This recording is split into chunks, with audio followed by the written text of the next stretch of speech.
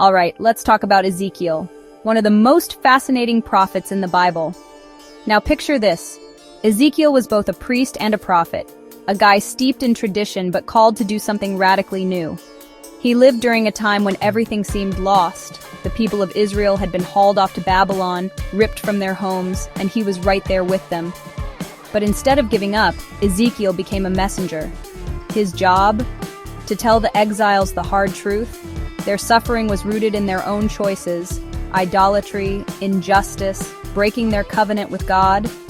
Ezekiel didn't sugarcoat anything. He painted it all out in vivid words and, honestly, some pretty wild visions.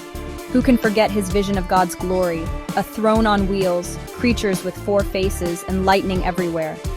These were more than just dramatic scenes. They were reminders that God's presence wasn't limited to Jerusalem. Even in exile, God was still with his people. And here's the hope.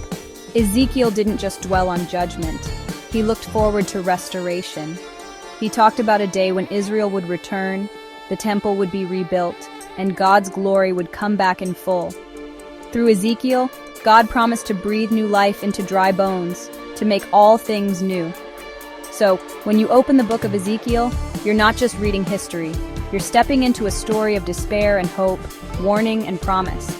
If you want more deep dives like this into the Bible's biggest characters, make sure to like, share, and subscribe.